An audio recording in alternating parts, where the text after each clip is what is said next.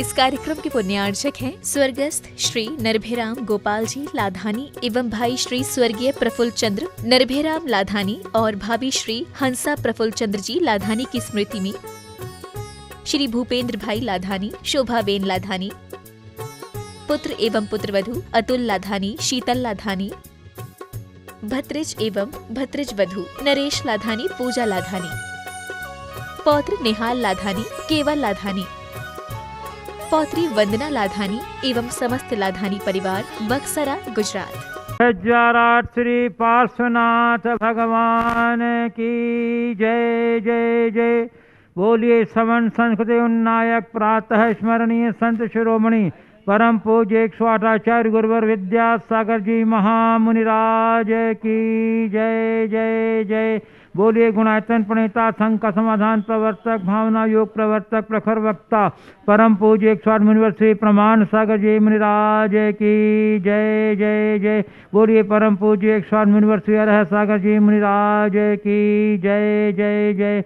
प्रिय बंधुओं, शाश्वत सी 6 सम्मेत शिखर स्थित गुणायतन परिसर में आयोजित आज के प्रातःकालीन विश्व शांति प्रदायक जापानुष्ठान एवं प्रवचन के कार्यक्रम से जुड़े यहाँ उपस्थित स्थानीय श्रद्धालुओं का गुणायतन एवं सेवायतन परिवार की ओर से हार्दिक हार्दिक अभिनंदन करता हूँ। मैं आपको लिए चलूँ विश्व शांति प्रदायक जापानुष्ठान की ओर। इसके पूर्व हम लोग सभी मिलकर पूज्य गुरुदेव के चरण कमलों में त्रिवार नमोस्तु निवेदित करते हुए उनके मंगल में आशीर्वाद से अपने आप को धन्य करेंगे। तो हाथ जोड़िए, मस्तक झुकाइए और बोलिए मेरे साथ, नमोस्तु गुरुदेव, नमोस्तु गुरुदेव, नमोस्तु गुरुदेव। हे गुरुदेव, विश्व शांति प्रदायक जाप का अनुष्ठान कराकर हम लोग के साथ करें। नमोस्तु गुरुदेव। सारे जग में शांति हो, यह महामारी शीघ्र समाप्त हो और जो लोग भी इस महामारी से प्रभावित हैं उन्हें शीघ्र स्वास्थ्य की प्राप्ति हो।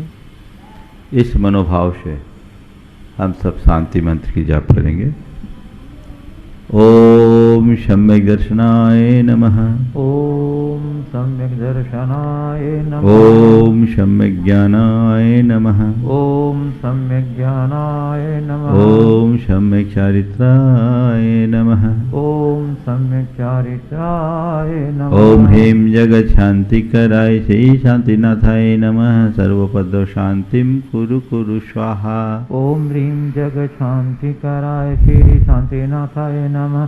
सर्वोपद्रव शांतिम कुरु कुरु स्वाहा। ओम ह्रीं जगत शांति कराय श्री शांतिनाथाय नमः। सर्वोपद्रव शांतिम कुरु कुरु स्वाहा। ओम ह्रीं जगत शांति कराय श्री शांतिनाथाय नमः। सर्वोपद्रव शांतिम कुरु कुरु स्वाहा। ओम ह्रीं जगत शांति कराय श्री शांतिनाथाय नमः। सर्वपद्रव शांतिम कुरु कुरु स्वाहा। ओम ह्रीं जगत शांति कराय श्री शांतिनाथाय नमः। सर्वोपद्रव शांतिम कुरु कुरु स्वाहा। ओम ह्रीं जगत शांति कराय श्री शांतिनाथाय नमः। सर्वोपद्रव शांतिम कुरु कुरु स्वाहा। ओम ह्रीं जगत शांति कराय श्री शांतिनाथाय नमः। सर्वोपद्रव शांतिम कुरु कुरु स्वाहा। ओम ह्रीं जगत शांति कराय श्री शांतिनाथाय नमः। सर्वोपद्रव शांतिम कुरु कुरु स्वाहा। ओम ह्रीं जगत शांति कराय श्री शांतिनाथाय नमः। सर्वोपद्रव शांतिम कुरु कुरु स्वाहा। ओम ह्रीं जगत शांति कराय श्री शांतिनाथाय नमः। सर्वोपद्रव शांतिम कुरु कुरु स्वाहा। ओम ह्रीं जगत शांति कराय श्री शांतिनाथाय नमः। सर्वोपद्रव शांतिम कुरु कुरु स्वाहा। ओम ह्रीं जगत शांति कराय श्री शांतिनाथाय नमः। सर्वोपद्रव शांतिम कुरु कुरु स्वाहा। ओम ह्रीं जगत शांति कराय श्री शांतिनाथाय नमः। सर्वोपद्रव शांतिम कुरु कुरु स्वाहा। ओम ह्रीं जगत शांति कराय श्री शांतिनाथाय नमः। सर्वोपद्रव शांतिम कुरु कुरु स्वाहा। ओम ह्रीं जगत शांति कराय श्री शांतिनाथाय नमः। सर्वोपद्रव शांतिम कुरु कुरु स्वाहा। ओम ह्रीं जगत शांति कराय श्री शांतिनाथाय नमः। सर्वोपद्रव शांतिम कुरु कुरु स्वाहा। ओम ह्रीं जगच्छान्तिकराय श्री शांतिनाथाय नमः। सर्वोपद्रव शांतिं कुरु कुरु स्वाहा। ओम ह्रीं जगच्छान्तिकराय श्री शांतिनाथाय नमः। सर्वोपद्रव शांतिं कुरु कुरु स्वाहा। ओम ह्रीं जगच्छान्तिकराय श्री शांतिनाथाय नमः। सर्वोपद्रव शांतिं कुरु कुरु स्वाहा। ओम ह्रीं जगच्छान्तिकराय श्री शांतिनाथाय नमः। सर्वोपद्रव शांतिं कुरु कुरु स्वाहा। ओम ह्रीं जगच्छान्तिकराय श्री शांतिनाथाय नमः। सर्वोपद्रव शांतिं कुरु कुरु स्वाहा। ओम ह्रीं जगच्छान्तिकराय श्री शांतिनाथाय नमः। सर्वोपद्रव शांतिं कुरु कुरु स्वाहा। ओम ह्रीं जगच्छान्तिकराय श्री शांतिनाथाय नमः। सर्वोपद्रव शांतिं कुरु कुरु स्वाहा। ओम ह्रीं जगच्छान्तिकराय श्री शांतिनाथाय नमः। सर्वोपद्रव शांतिं कुरु कुरु स्वाहा। ओम ह्रीं जगच्छान्तिकराय श्री शांतिनाथाय नमः। सर्वोपद्रव शांतिं कुरु कुरु स्वाहा। ओम ह्रीं जगच्छान्तिकराय श्री शांतिनाथाय नमः। सर्वोपद्रव शांतिं कुरु कुरु स्वाहा। ओम ह्रीं जगच्छान्तिकराय श्री शांतिनाथाय नमः। सर्वोपद्रव शांतिं कुरु कुरु स्वाहा। ओम ह्रीं जगच्छान्तिकराय श्री शांतिनाथाय नमः। सर्वोपद्रव शांतिं कुरु कुरु स्वाहा। ओम ह्रीं जगच्छान्तिकराय श्री शांतिनाथाय नमः। सर्वोपद्रव शांतिं कुरु कुरु स्वाहा। ओम ह्रीं जगच्छान्तिकराय श्री शांतिनाथाय नमः। सर्वोपद्रव शांतिं कुरु कुरु स्वाहा। ओम ह्रीं जगच्छान्तिकराय श्री शांतिनाथाय नमः।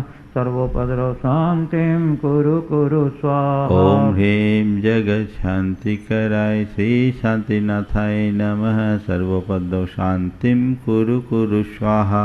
ओम ह्रीं जगच्छान्तिकराय श्री शांतिनाथाय नमः। सर्वोपद्रव शांतिं कुरु कुरु स्वाहा। ओम ह्रीं जगच्छान्तिकराय श्री शांतिनाथाय नमः। सर्वोपद्रव शांतिं कुरु कुरु स्वाहा। ओम ह्रीं जगच्छान्तिकराय श्री शांतिनाथाय नमः।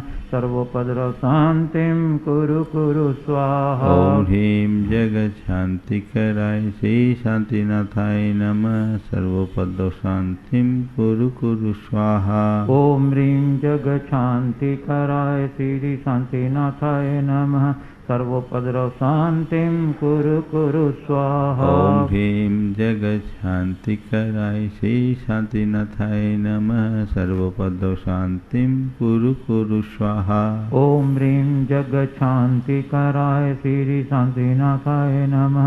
सर्वोपद्रव शांतिं कुरु कुरु स्वाहा। ओम ह्रीं जगच्छान्तिकराय श्री शांतिनाथाय नमः। सर्वोपद्रव शांतिं कुरु कुरु स्वाहा। ओम ह्रीं जगच्छान्तिकराय श्री शांतिनाथाय नमः। सर्वोपद्रव शांतिं कुरु कुरु स्वाहा। ओम ह्रीं जगच्छान्तिकराय श्री शांतिनाथाय नमः। सर्वोपद्रव शांतिं कुरु कुरु स्वाहा। ओम ह्रीं जगच्छान्तिकराय श्री शांतिनाथाय नमः। सर्वोपद्रव शांतिं कुरु कुरु स्वाहा। ओम ह्रीं जगच्छान्तिकराय श्री शांतिनाथाय नमः। सर्वोपद्रव शांतिं कुरु कुरु स्वाहा। ओम ह्रीं जगच्छान्तिकराय श्री शांतिनाथाय नमः। सर्वोपद्रव शांतिं कुरु कुरु स्वाहा। ओम ह्रीं जगच्छान्तिकराय श्री शांतिनाथाय नमः। सर्वोपद्रव शांतिं कुरु कुरु स्वाहा। ओम ह्रीं जगच्छान्तिकराय श्री शांतिनाथाय नमः। सर्वोपद्रव शांतिं कुरु कुरु स्वाहा। ओम ह्रीं जगच्छान्तिकराय श्री शांतिनाथाय नमः। सर्वोपद्रव शांतिं कुरु कुरु स्वाहा। ओम ह्रीं जगच्छान्तिकराय श्री शांतिनाथाय नमः। सर्वोपद्रव शांतिं कुरु कुरु स्वाहा। ओम ह्रीं जगच्छान्तिकराय श्री शांतिनाथाय नमः। सर्वोपद्रव शांतिं कुरु कुरु स्वाहा। ओम ह्रीं जगच्छान्तिकराय श्री शांतिनाथाय नमः। सर्वोपद्रव शांतिं कुरु कुरु स्वाहा। ओम ह्रीं जगच्छान्तिकराय श्री शांतिनाथाय नमः। सर्वोपद्रव शांतिं कुरु कुरु स्वाहा। ओम ह्रीं जगच्छान्तिकराय श्री शांतिनाथाय नमः। सर्वोपद्रव शांतिं कुरु कुरु स्वाहा। ओम सम्यक दर्शनाय नमः। ओम सम्यक दर्शनाय नमः। ओम सम्यक ज्ञानाय नमः। ओम सम्यक ज्ञानाय नमः। ओम सम्यक चारित्राय नमः।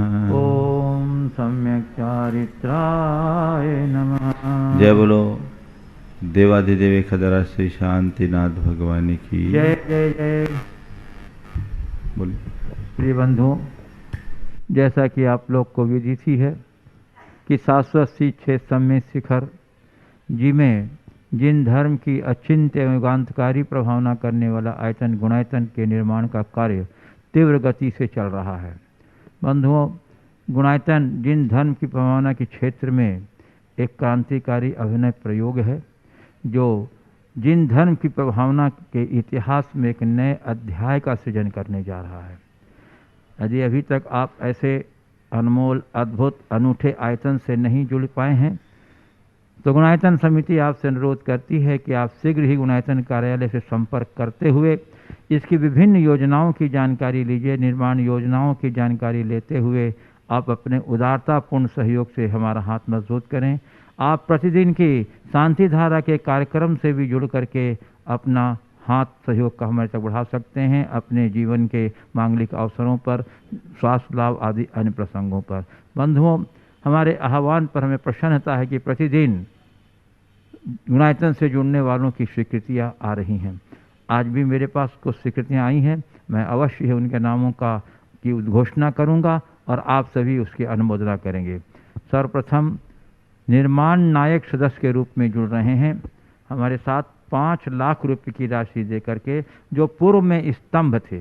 श्रीमती मंजू जैन, धर्मपत्नी श्री कैलाश जैन, पीतमपुरा, दिल्ली। हम आपके उज्जवल भविष्य की कामना करते हैं, आपकी उदारता का बहुत बहुत सम्मान करते हैं। और बंधुओं, 1 लाख रुपये की राशि प्रदान करते हुए सूत्रधार सदस्य के रूप में हमारे साथ जुड़ने जा रहे हैं श्रीमती सरिता जैन, पुत्र श्री ऋषभ जैन, श्रीमती महिमा जैन, प्रेरणा जैन, कोलकाता, पश्चिम बंगाल। ये पूर्व में निर्माण निधि सदस्य के रूप में जुड़े हुए थे। और बंधुओं, सूत्रधार के ही रूप में जुड़ने जा रहे हैं हमारे साथ डॉक्टर सुभाष चंद्र जैन, दुर्वकर, श्रीमती सुमन जैन, सचिन, संगीता, वैभव, साहिना, सानिका जैन, सब परिवार, सोलापुर, महाराष्ट्र। ये भी हमारे साथ पूर्व से निर्माण निधि के रूप में जुड़े हुए। और बंधुओं, हमारे तीसरे सूत्रधार हैं, जो सूत्रधार सदस्य के रूप में जुड़ रहे हैं गुड़गांव, हरियाणा से श्री अतुल जैन, श्रीमती अनीता जैन, वरुण जैन, सिद्धार्थ जैन, गुड़गांव। हम सभी आपकी उदारता का बहुत बहुत सम्मान करते हैं बंधुओं। और 31,000 रुपये की राशि प्रदान करते हुए निर्माण मित्र सदस्य के रूप में हमारे साथ जुड़ने जा रहे हैं दिल्ली से श्री अरुण कुमार जैन, श्रीमती माला जैन, दिल्ली से ही श्री हिरेंद्र कुमार जैन, श्रीमती मीना जैन, अभिषेक, चारू, प्रणव, कनव, पूजा, वर्धमान और अरहंत जैन। और बंधुओं, कोटा राजस्थान से हमारे साथ जुड़ने जा रहे हैं श्री अशोक कुमार जैन, श्रीमती संतोष जैन, प्रांकुल, सुची, जयकुमार, रुचि, देशना, मोक्ष, आर्जव जैन, कोटा। ये पूर्व में हमारे साथ निर्माण से जुड़े हुए थे। और मुंबई, महाराष्ट्र से जुड़ने जा रहे हैं निर्माण मित्र के रूप में श्री राजमल जैन, श्रीमती राजमती जैन। हम सभी आपकी उदारता का बहुत बहुत सम्मान करते हैं। बंधुओं, 11,000 रुपये की राशि प्रदान करते हुए निर्माण निधि सदस्य के रूप में जुड़ने जा रहे हैं इंदौर से श्री सचिन जैन, श्रीमती दीपी जैन, काव्य जैन, कनी जैन, कुरवाई, विदिशा से श्रीमती सावित्री गुड़ा, पुत्र संतोष कुमार, संजीव कुमार गुड़ा। इंदौर से श्री पवन कल्पना सेठिया जैन, मुंबई से श्रीमती चंद्रिका पंकज शाह, अमित नमित शाह। और बंधुओं, मंदिर निर्माण हेतु हमारे पास कुछ स्वीकृतियाँ आई हैं। अहमदाबाद से श्रीमती वंदना रजनी जैन एवं समस्त परिवार, पीतमपुरा दिल्ली से श्रीमती दर्शन जैन, श्री अशोक कुमार जैन, मुजफ्फरनगर से Jain transport and sales purchase के द्वारा इन तीनों महानुभावों ने 11,11 हज़ार रुपये दान की है। हम सभी आपके उदारता का और आपके सहयोग का बहुत बहुत सम्मान करते हैं, आभार व्यक्त करते हैं। और चलिए अब मैं मुखातिब होता हूँ पूज्य गुरुदेव की ओर। आज के प्रवचन और बंधुओं, एक सूचना आपको जो पूर्व में दी जा चुकी है कि आगामी 9 तारीख 9 जून को देवाधिदेव 1008 शांतिनाथ भगवान के 3 कल्याणकों का सुयोग प्राप्त हो रहा है। जन्म कल्याणक, तप कल्याणक और मोक्ष कल्याणक। बंधुओं, इस पावन घड़ी में गुणायतन समिति की ओर से यहाँ गुणायतन जिनालय में एक भव्य कार्यक्रम का आयोजन किया गया है, जिसके अंतर्गत प्रातः 8 बजे से 10:30 बजे तक वृहत शांति धारा भगवान का पूजन और लाडू का कार्यक्रम है। अब प्रवचन भी उसमें प्रवचन भी होगा। बंधुओं, शांति धारा जो होगी वह एक विशेष शांति धारा होगी, जिसके अंतर्गत 1008 भगवान के जो नाम हैं उनके मंत्रोच्चार पूर्वक शांति धारा होगी, जिसके संपूर्ण मंत्रों का उच्चारण पूज्य गुरुदेव के मुखारबिंद से होगा। हम सबके लिए बड़ा सौभाग्य का अवसर है इसमें सहभागिता देने का। जिनका भी मन सहभागिता के लिए बन रहा हो, गुणायतन कार्य संपर्क करके अपना सौभाग्य सुरक्षित करें। और बंधुओं, इस कार्यक्रम का सीधा प्रसारण जिनवाणी चैनल के माध्यम से होगा और इसी दिन मध्याह्न 3 बजे से 5:30 बजे तक प्रथम बार बृहत शांति विधान का आयोजन होने जा रहा है। मूल शांति विधान जो संस्कृत का है, इसके सारे मंत्रोच्चारण संस्कृत के हैं, जिनका उच्चारण पूज्य गुरुदेव के मुखारबिंद से होगा। हमारे लिए यह भी बहुत सुलभ, बहुत सुयोग है, बहुत अच्छा अवसर है अपनी चंचला लक्ष्मी का सदुपयोग करते हुए साथी से पुण्य अर्जन करने का। और अपनी भागीदारी सुनिश्चित करने के लिए आप गुणायतन कार्यालय शीघ्र संपर्क करें ताकि तदनुकूल हम व्यवस्था बना सकेंगे। चलिए अब मैं आपको ले चलता हूँ प्रवचन श्रृंखला की ओर। इसके पूर्व हम लोग सभी मिलकर पूज्य चरण कमलम त्रिवार नमोस्तु निवेदित करते हुए आशीर्वाद ग्रहण करेंगे। हाथ जोड़िए, मस्तक झुकाइए, बोलिए मेरे साथ नमोस्तु गुरुदेव, नमोस्तु गुरुदेव, नमोस्तु गुरुदेव। हे गुरुदेव, अपनी प्रवचन श्रृंखला की अगली कड़ी से हम लोग को संबोधित करें। नमोस्तु गुरुदेव, नमोस्तु गुरुदेव। सभी लोग अपने दोनों हाथ जोड़ लें और मेरे साथ महामंत्र के स्मरण के लिए अपना मानस तैयार करें।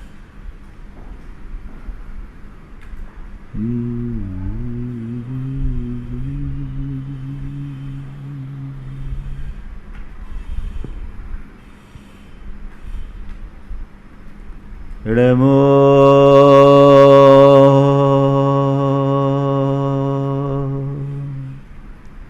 अरिहंता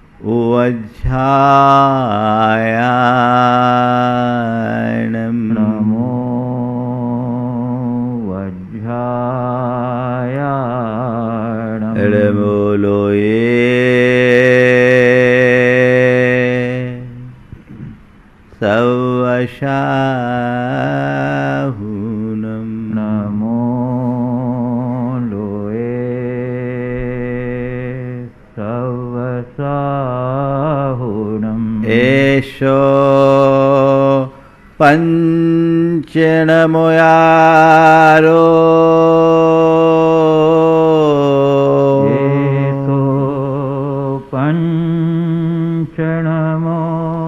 पंचनमोयारो सर्वपावपनाशिनो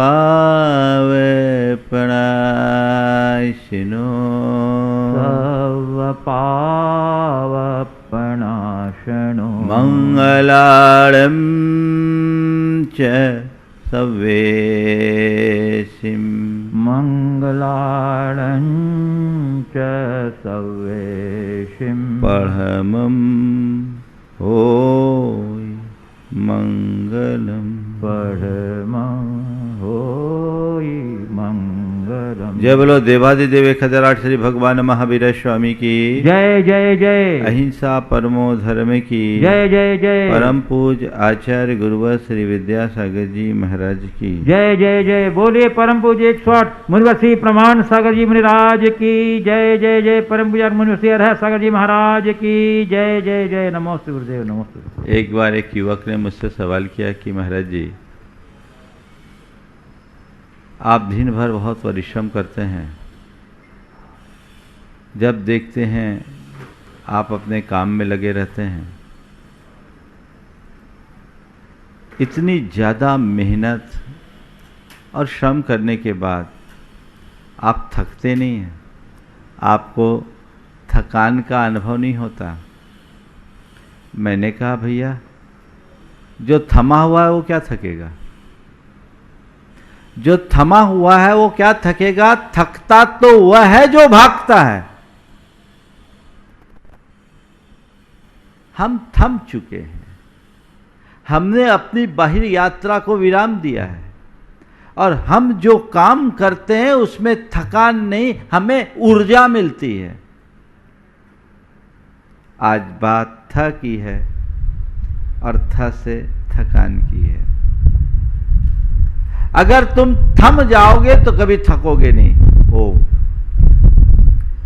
थम जाओगे तो कभी थकोगे नहीं, और थक जाओगे तो तुम्हें थमना पड़ेगा। थक जाओगे तो तुम्हें थमना पड़ेगा। जब भी व्यक्ति थकता है, थकान हर मनुष्य के साथ होता है, हर प्राणी के साथ होती है। एक शारीरिक थकान है और दूसरी मानसिक थकान है। जब व्यक्ति अतिरिक्त शारीरिक श्रम करता है तो उसका शरीर थक जाता है और शारीरिक थकान के लक्षण व्यक्ति के अंदर दिखने लगते हैं। सुस्ती आना, चेहरे में फीकापन आना, आंखों में नींदापन आना, व्यक्ति श्रमहीन महसूस करना, सत्वहीन महसूस करना, ये सब शारीरिक थकान के लक्षण हैं। और जब व्यक्ति शारीरिक रूप से थकता है तो स्वल्प विश्राम से वह पुनः रिचार्ज हो जाता है, उसकी थकान मिट जाती है और फिर हो जाता है। हम लोग रोज दिन भर मेहनत करते हैं, श्रम करते हैं, रात्रि में विश्राम करते हैं। रात भर की अगर पर्याप्त नींद हो जाए तो सुबह अपने आप को तरोताज महसूस करते हैं और फिर पूरी सजिंदगी के साथ अपना काम करने के लिए तत्पर हो जाते हैं। तो ये शारीरिक थकान हम थोड़े से विश्राम से दूर कर सकते हैं और उसके लिए जो भी आवश्यक है वो हम अपना ले तो हमारा शारीरिक थकान बहुत जल्दी दूर होगा। दूसरा है मानसिक थकान। व्यक्ति कई बार तन से नहीं मन से ज़्यादा थकता। वो व्यक्ति ज़्यादा थकता है जो एक जगह बैठा है। चलते फिरते रहने वाले लोग कम थकते हैं, लेकिन एक जगह बैठने वाले लोग ज़्यादा थकते हैं क्योंकि उनके पास कोई शारीरिक काम नहीं है पर दिमाग किसी एक जगह लगा हुआ है। समझ गए?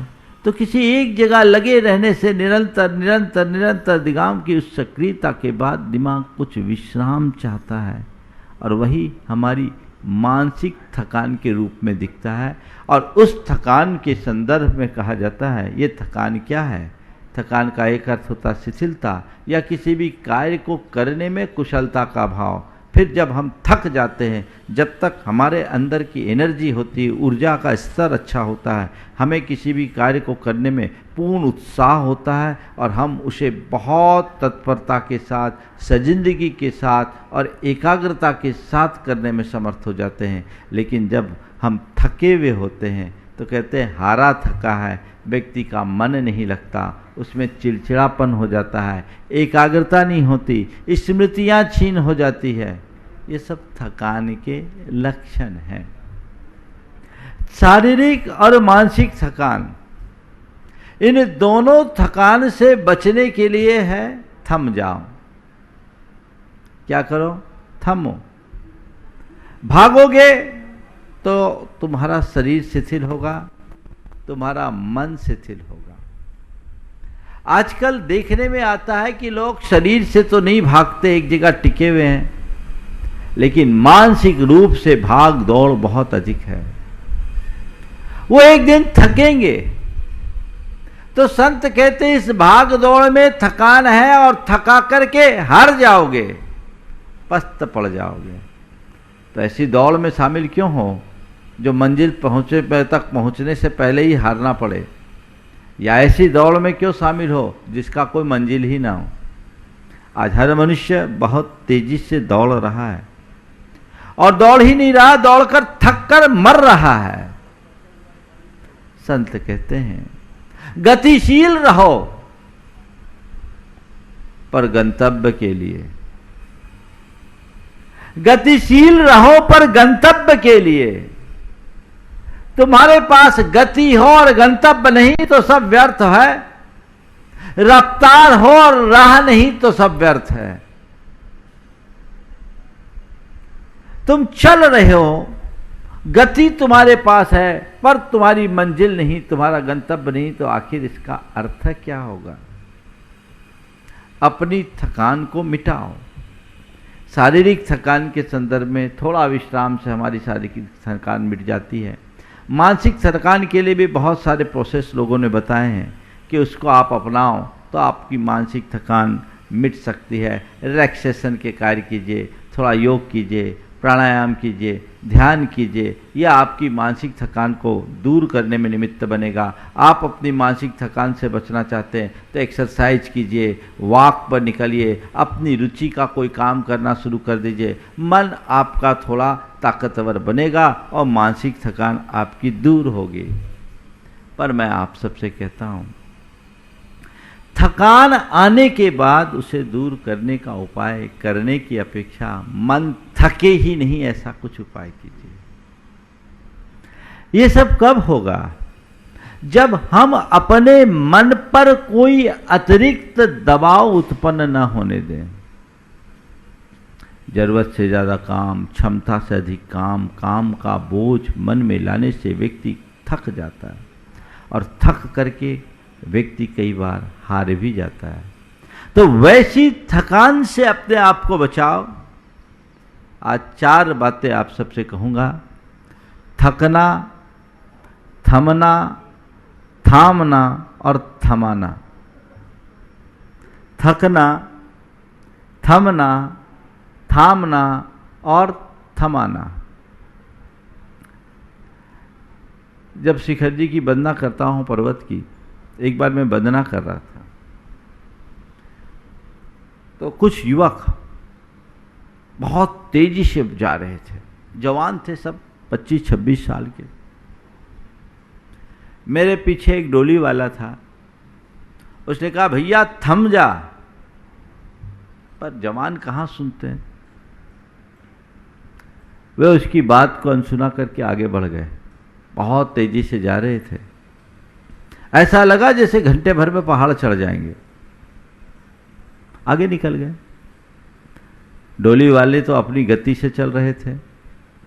और ऐसा भी है कि जितने भी पर्वत की वंदना करते हैं, बीच बीच में जब श्वास उखड़ने को होती है तो श्वास को सामान्य करके लाठी के सहारे कुछ पल थमते हैं, कुछ पल थमते हैं, श्वास सामान्य होती है, फिर आगे बढ़ते हैं। वे एकदम तेजी से आगे गए और थोड़ी देर बाद जब हम लोग पीछे से आगे बढ़े, पहुंचे, तो देखते गंधर नाला के पास दोनों के दोनों खाट पर पड़े हैं, हालत निढाल, एकदम निढाल हो चुके हैं। क्यों? बिना थमे भागने वाले लोग थकते हैं।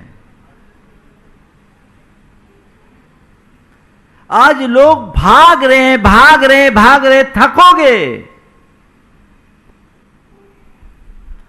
तुम्हारे जीवन का अपना कोई उद्देश्य होना चाहिए और उस उद्देश्य के अनुरूप तुम्हें चलना चाहिए। व्यर्थ की भागम भाग और आपाधापी से कुछ अर्थ नहीं है। तन थका है, मन थका है, जीवन थक जाएगा तो फिर क्या करोगे? थकान शब्द बहुत व्यापक अर्थ में है। थकान का अर्थ शारीरिक और मानसिक शिथिलता तो है ही, थकान का अर्थ तंग हो जाना या परेशान हो जाना भी है। कुछ लोग अपने जीवन से थक जाते हैं। मानसिक थकान में इसी प्रकार की खिन्नता आती है जो मनुष्य को अंदर से बहुत बेचैन करती है, तोड़ देती है। तो थको, उससे पहले थमो। अगर थम करके चलोगे तो कभी थकोगे नहीं। थक कर थमने से अच्छा है थकने के पहले थम जाओ।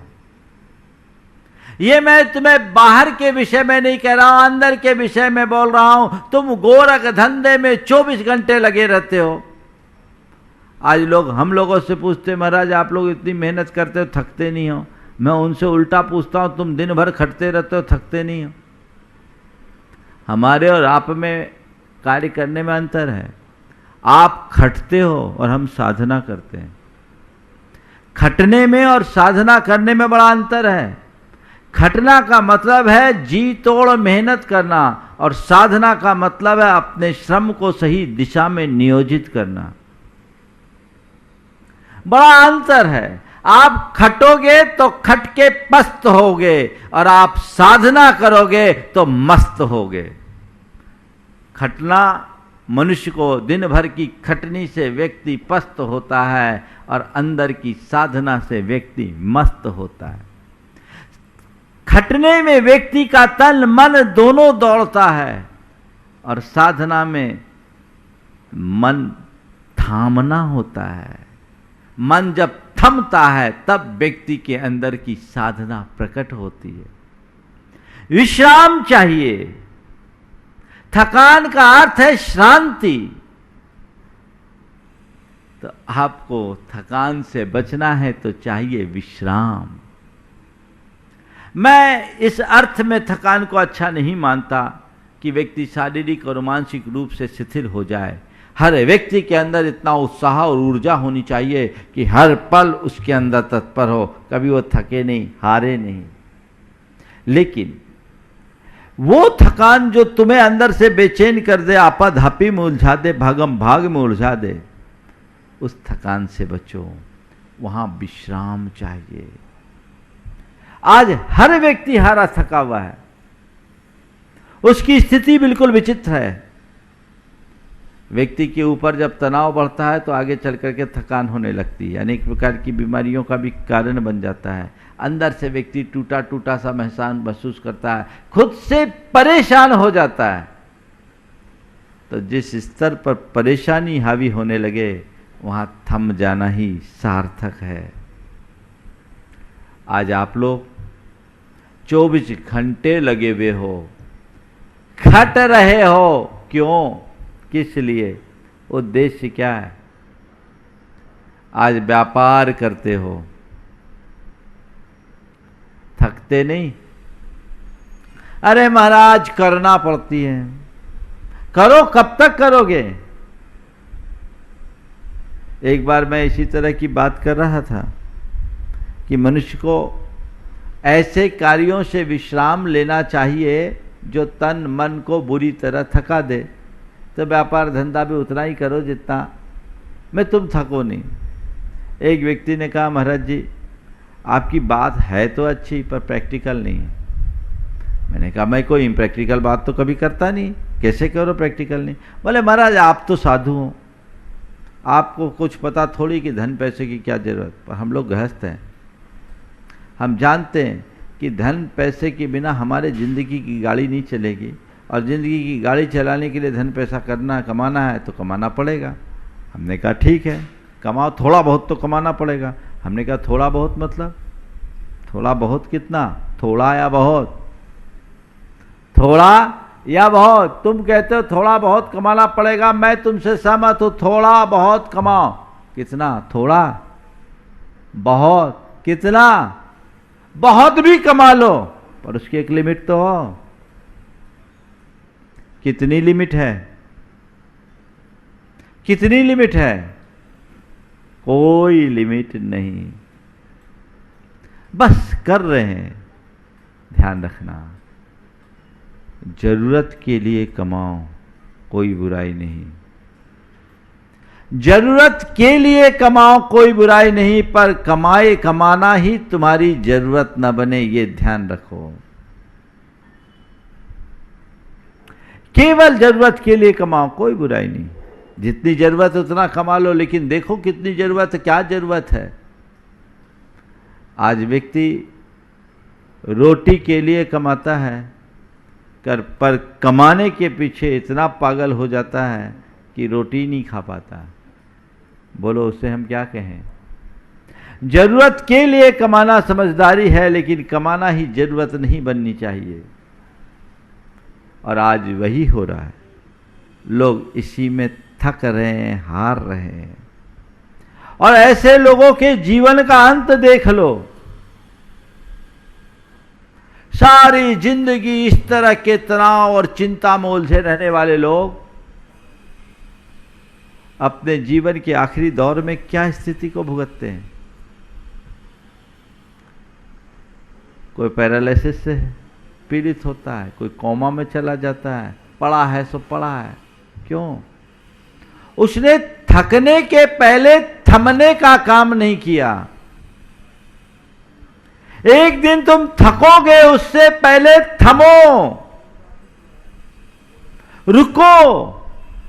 भैया कब तक दौड़ोगे? कितना दौड़ोगे? कहां तक दौड़ोगे? जन्म से लेकर आज तक तो दौड़ते ही आए हो, और अंत तक दौड़ते रहोगे क्या? ये पंक्तियां बहुत सार्थक है।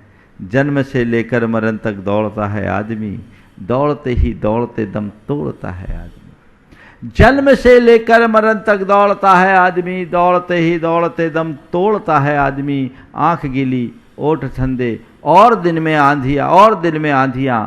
आंख गीली ओठ ठंडे और दिन में आंधियां, तीन मौसम एक ही दिन ओढ़ता है आदमी। जन्म से लेकर मरण तक दौड़ता है आदमी, दौड़ते ही दौड़ते दम तोड़ता है आदमी। सुबह पलना शाम अर्थी और खटिया दोपहर। सुबह पलना शाम अर्थी और खटिया दोपहर। तीन लकड़ी चार जिंदगी में तोड़ता है आदमी। जन्म से लेकर मरण तक दौड़ता है आदमी, दौड़ते ही दौड़ते दम तोड़ता है आदमी। एक रोटी दो लंगोटी, तीन गज कच्ची जमीन।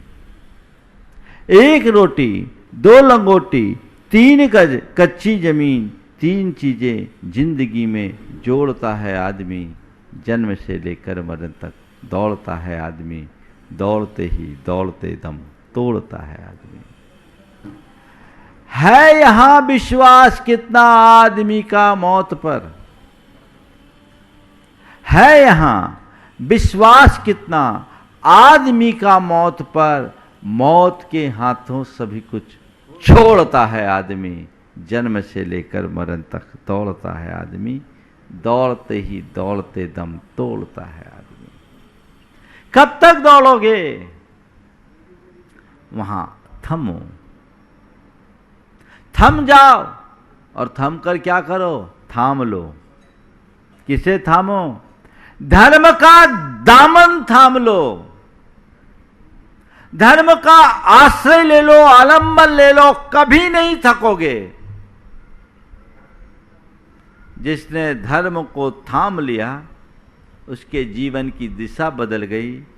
मैंने कहा वो खटेगा नहीं, वो साधक बनेगा, वो साधना करेगा, वो अपने श्रम और शक्ति को सही दिशा में नियोजित करेगा, जो उसको एक नई ऊर्जा देगी, उसकी चेतना को ऊंचा उठाएगी, उसके चेतना का ऊर्ध्वारोहण करेगी।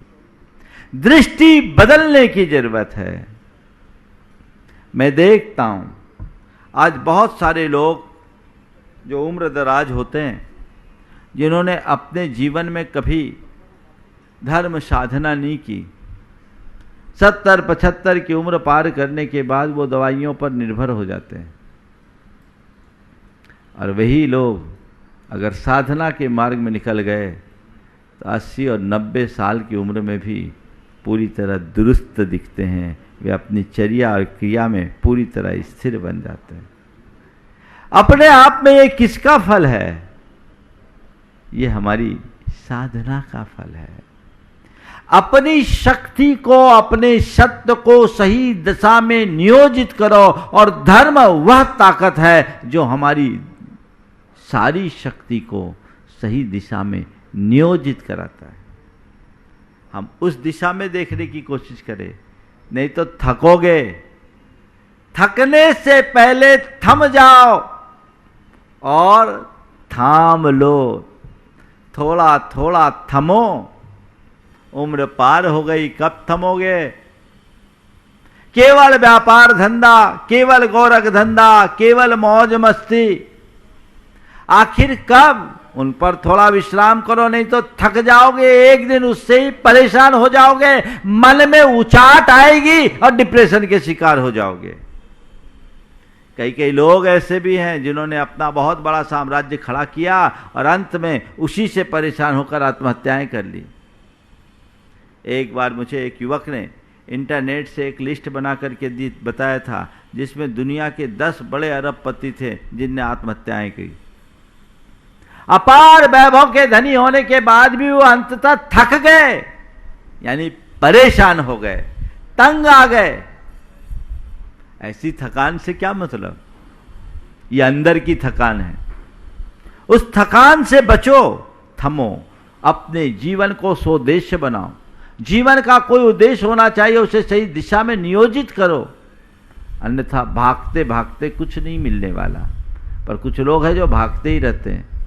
सड़क पर चलते हुए आपने एक प्राणी को देखा होगा, वो अक्सर भागता ही दिखता है, कभी चलता नहीं दिखता है ना? देखा आपने? क्या बोलते हैं उसको? सड़क पर एक प्राणी है जो कभी चलता नहीं दिखेगा, आपको भागता दिखेगा। क्या है उसका नाम? है ना? नाम आप लोग जान गए, मैं अपने मुंह से नहीं बोलूंगा, है ना? वो सड़क पर भागता और वो मरता कैसे? सड़क पर ही किसी गाड़ी वाहन से कुचल कर मरता है। उसकी मौत बड़ी खराब होती है।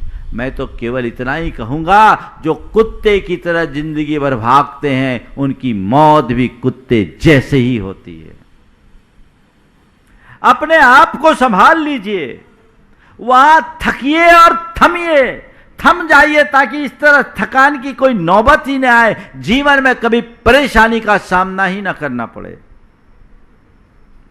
तब तुम्हारे जीवन में उपलब्धि होगी।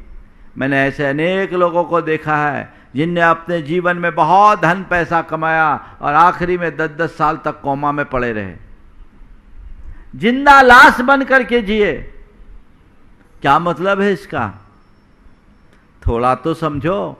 इसलिए थमो, अपनी क्षमता से ज्यादा काम मत करो। ये थकान से बचने के लिए कहते हैं, और मैं कहता हूं आवश्यकता से अधिक काम मत करो अगर अपने जीवन के आनंद को बनाए रखना चाहते हो। जरूरत से ज्यादा बोझ लाद लोगे, गड़बड़ होगा। पर इन सब चीजों का कारण क्या है? यह है सबसे पहला कारण, आज की प्रतिस्पर्धा की वृत्ति। मुझे आगे बढ़ना है, मुझे आगे बढ़ना है, मुझे सबसे आगे बढ़ना है। जरूरत थी पैसा कमाया, जितनी जरूरत थी कमा लिया, लेकिन अभी ये कम है, औरों के पास ज़्यादा, उनके बराबर मैं पहुंचूं, फिर उनके बराबर पहुंचूं, फिर उनके बराबर पहुंचूं, फिर उनके बराबर पहुंचूं, सबसे आगे मैं। ये जो वृत्ति है, ये व्यक्ति को अंदर से तोड़ने वाली वृत्ति है, उसके मन में तृष्णा जगाने वाली है। ये तृष्णा का बंधन बहुत खतरनाक होता है। कहते तृष्णा का बंधन एक ऐसा बंधन है जिससे बंध जाने वाला मनुष्य जिंदगी भर दौड़ता रहता है। सामान्यतः किसी व्यक्ति को बंधनबद्ध कर दिया जाए तो वो वहीं के वहीं जकड़ जाता है, लेकिन तृष्णा का बंधन ऐसा बंधन है कि एक बार बंध गया तो पूरे जीवन दौड़ता ही रहता है। दौड़ाती है क्या मतलब है इसका? इससे अपने आप को बचाइए, बाहर निकालिए। थकने से पहले थमिए, कुछ विराम लीजिए, विश्राम लीजिए, क्योंकि थकान को मिटाने के लिए विश्राम चाहिए। विराम लो, भीतर की तरफ मुड़ो, अपने आत्मा की शरण लो, धर्म की शरण लो, धर्म के दामन को थाम लो। तुम्हारे जीवन में कभी कोई गड़बड़ी नहीं होगी, पर थमोगे तभी थाम पाओगे।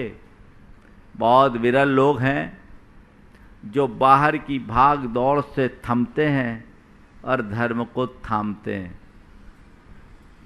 बहुत कम लोग, बाकी लोगों की जिंदगी की कहानी यही होती है, वो जन्म लेते हैं, जीते हैं और एक दिन थककर हार जाते हैं, मर जाते हैं।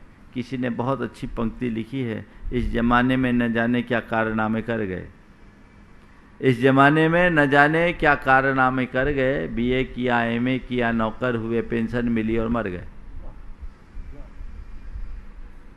इस जमाने में न जाने क्या कारनामे कर गए, बीए किया, एमए किया, नौकर हुए, पेंशन मिली और मर गए।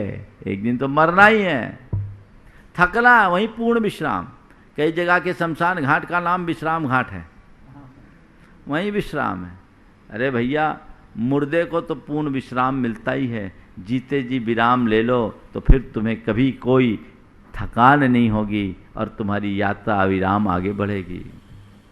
थक करके मरने की जगह थम करके जीना सीखो। थक करके मरने की जगह थम करके जीना सीखो। थमो, जियो और धर्म का दामन थामो। जीवन में आमूल चूल परिवर्तन आ जाएगा। अपने मन से सवाल पूछो, आखिर कब तक ये भाग दौड़ क्यों आप अधापी? कहीं तो थमो, कभी तो थमो, नहीं तो मौत तो तुम्हारी सब चीजों को थाम देगी, रोक लेगी। उससे पहले जागरूक हो, जीवन की दिशा को मोड़ो, तो जीवन का सच्चा रस मिलेगा। नहीं तो भागम भाग है, भागम भाग है, भागम भाग है, तो भागते रहो, पाओगे क्या? शायद कुछ भी नहीं। इसलिए थकने से पहले थम जाइए, थम करके विचार कीजिए, मुझे क्या करना है, कैसा करना है, कितना करना है, क्या मेरा लक्ष्य है, क्या मेरा उद्देश्य है जिसकी पूर्ति मुझे आज तत्काल करनी है। उतना करिए और आगे बढ़िए। थक करके थमने की प्रवृत्ति अपनाइए और थकने के साथ थाम लीजिए, धर्म को थामिए। बहुत कम लोग हैं जो थामने के लिए उत्साहित होते हैं। जब थमेंगे ही नहीं तो थामेंगे कैसे? जब तक तुम थमते नहीं तब तक थाम नहीं सकते, और जब तक थामोगे नहीं तो जीवन में विश्राम नहीं है। इस बात को ध्यान में रखने की जरूरत। थाम लो, और खुद अगर थामने में पूरी तरह समर्थ नहीं हो तो थमा लो। थामना, थमाना, थमा दो अर्थात अपना हाथ पकड़ा दो। मैंने तो अपना हाथ उनको थमा दिया, अब वो जाने, उनका काम जाने। सद्गुरु की शरण में अपने जीवन की डोर थमा लो, बस काम खत्म। उनकी शरण में गए तो जीवन का बेड़ा पार, फिर कुछ नहीं। एक बार उनको पकड़वा दिया, वो रास्ता दिखाते जाएंगे। चलते चलो, आगे बढ़ते चलो, बढ़ते चलो, बढ़ते चलो, कोई कठिनाई नहीं होगी और जीवन उन्नति के शिखर पर बढ़ता जाएगा, बढ़ता जाएगा, चलता जाएगा। फिर कोई रोक टोक नहीं, हर पल जीवन का परमानंद होगा। इसलिए थकना, थमना, थामना और थमाना, इन चारों क्रियाओं को समझते हुए हम अपने जीवन में इन्हें स्थान दें, ताकि हम जीवन का सच्चा रस ले सके और आनंद के क्षेत्र में आगे बढ़ सके। मैं आपके शारीरिक और मानसिक थकान को दूर करने के उपाय बताने के लिए यहाँ नहीं बैठा हूँ, बता सकता हूँ, लेकिन वो तो आपको टिप्स सब जगह मिलते रहते हैं। लेकिन मूलतः आध्यात्मिक थकान, आप थक जाओगे, जीवन से परेशान हो जाओगे, तंग हो जाओगे। कई कई बार लोग कहते हैं मैं तो थक गया, मैं तो थक गया, मैं तो थक गया, यानी तंग आ गया, परेशान हो गया, अब मेरे से ये नहीं होगा। ये क्या है? ये एक प्रकार का उचाट है। अगर तुमने जीवन के वास्तविक स्वरूप को समझकर धर्म का दामन थामा होता तो तुम्हारे मुख से ऐसे स्वर उत्पन्न नहीं होते। आनंद, हर पल आनंद। आज हम लोग हैं, इतनी लंबी जिंदगी हो गई, आज इतने वर्षों से मुनि जीवन को व्यतीत कर रहे हैं, और मुनिचर्या जो आप सबके सामने है, पर शरीर में शांति दिखती है, शरीर थकता है, मन नहीं थकता, और मन में हमेशा उत्साह बना रहता है, उमंग बनी रहती है। क्यों? क्योंकि हमने अपनी सारी शक्ति को सही दिशा में नियोजित कर लिया। हमारा उत्साह है, हमारे सामने हमारा एक लक्ष्य है, और वो एक ऐसा लक्ष्य है जो मन की थकान को उतारने वाला है, बढ़ाने वाला नहीं। यदि ऐसी बातें जीवन में आ जाए तो बहुत कुछ बदलाव आ सकता है। अपने आप को मोड़ने की कोशिश कीजिए। और दूसरी बात, अपने शारीरिक मानसिक थकान को दूर करना है, भावना योग कीजिए। कई बार मुझसे कहते हैं लोग, महाराज जी इतना लंबा चौड़ा विहार होता है, और कई बार आपके सानिध्य में जब लंबे कार्यक्रम होते, एक बार सिद्ध चक्र विधान चल रहा था, और सिद्ध चक्र विधान में 512 अर्घ चढ़ाए 2 बजे तक, और उसी में पूरे लगे रहे, फिर आहारचर्या, फिर बाद में प्रवचन, शंका समाधान सब। तो बोला महाराज जी आप थकते नहीं हैं? बोले देखो भाई, शरीर है, शरीर अपना काम करेगा, श्रम अधिक होगा, थकान होगा, कदाचित मानसिक थकान भी होती है, लेकिन जब भी इस तरह की थकान होती है, कुछ पल के लिए हम अपनी आंखें बंद करते हैं, और आंखें बंद करने के बाद जहां अंतर्मुख होते हैं, सारी थकान खत्म। अपने आप बंद कर दो, अपने आप थोड़ा विराम ले लो, थोड़ी देर के लिए थम जाओ, थकान खत्म, ऊर्जा आएगी। आप ऊर्जा प्रवाह का ध्यान कीजिए, भावना योग कीजिए। यदि नियमित भावना योग करेंगे, आपके अंदर अतिरिक्त एनर्जी आएगी।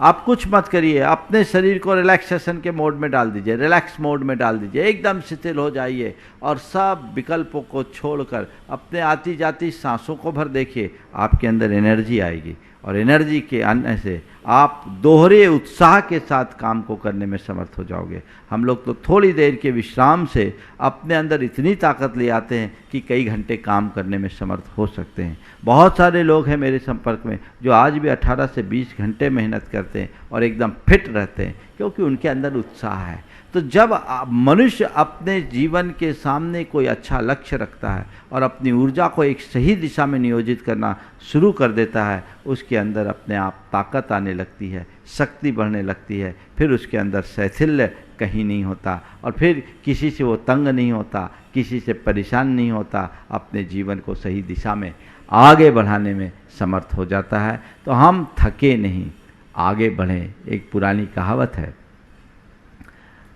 बोलो चालो बको मत, खाओ पियो छको मत, चलो फिरो रुको मत, और मेहनत करो थको मत। ये बहुत अच्छा संदेश है। हम ऐसा ही कर्म करें जिससे थकान मिटे, थकान बढ़े नहीं।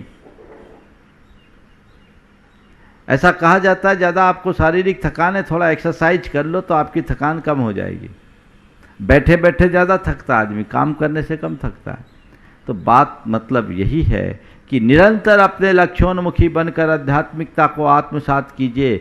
मन में हमेशा विश्राम होगा, कभी थकोगे नहीं, कभी रुकोगे नहीं। जीवन की गति बनी रहेगी, बढ़ते रहेगी। सबके मन की थकान दूर हो और जीवन में एक नई ऊर्जा बनी रहे, उत्साह को लेकर के चले। हरिवंश राय बच्चन की इन पंक्तियों के साथ मैं राम लूँगा।